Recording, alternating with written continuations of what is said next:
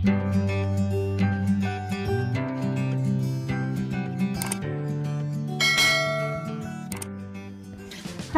Assalamualaikum warahmatullahi wabarakatuh. Ketemu lagi dengan Bu Ari di ruang kelas Bahasa Indonesia.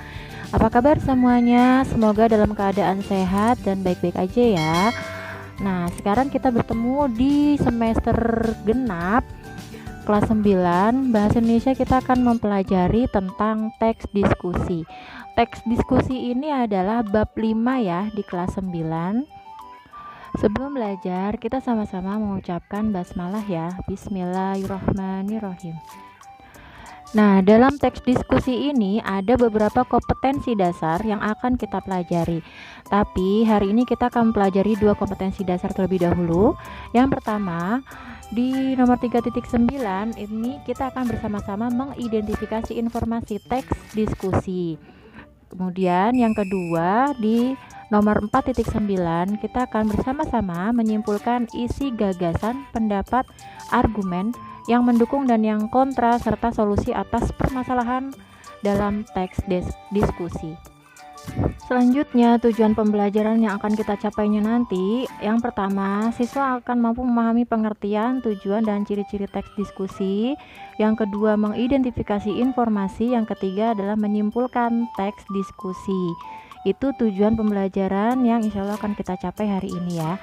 Nah, oke, kita masuk ke materi. Kalau kalian lihat ini gambarnya, apa sih itu diskusi? Biasanya kalau orang berdiskusi seperti itu kan ya. Nah, pasti semuanya tahu tentang diskusi itu apa. Nah, di sini Ibu akan menjelaskan, diskusi itu adalah suatu interaksi komunikasi yang terjalin antara dua pihak. Jadi dua pihak ini bisa individu dengan individu, kemudian individu dengan kelompok, dan bisa juga kelompok dengan kelompok.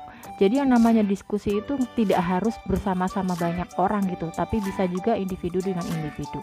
Jadi intinya dari pengertian diskusi itu sendiri adalah bertukar ide atau gagasan dan pendapat mengenai sebuah topik yang dibahas. Jadi mungkin masing-masing individu mempunyai sebuah gagasan atau pendapat. Nah, disitulah gunanya akan dilaksanakan diskusi. Itu adalah diskusi ya. Kemudian bagaimana dengan pengertian teks diskusi? Nah, teks diskusi ini berupa tulisannya atau teksnya.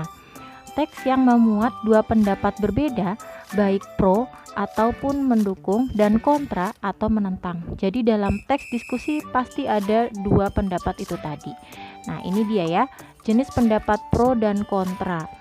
Pro itu pendapat yang menyetujui topik pembahasan dalam diskusi, sedangkan kontra itu pendapat yang menolak atau tidak menyetujui topik pembahasan dalam diskusi.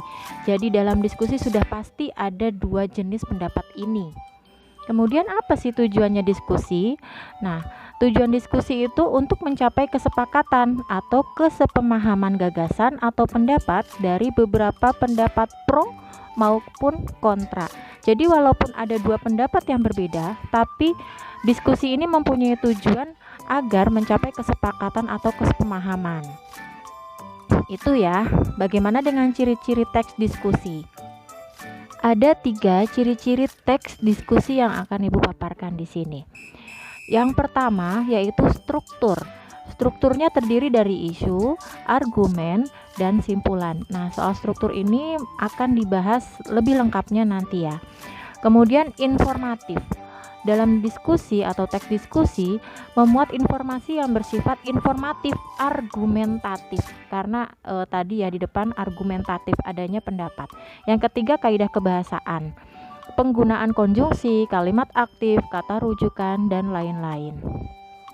Nah, di sini ada contoh teks diskusi ya. Kita bisa baca terlebih dahulu.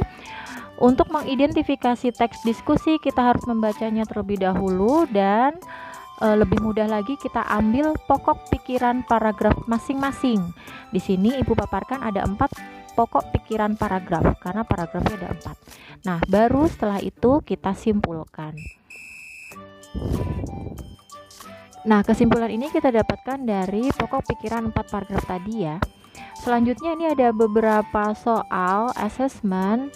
Bisa kalian jawab terlebih dahulu ya.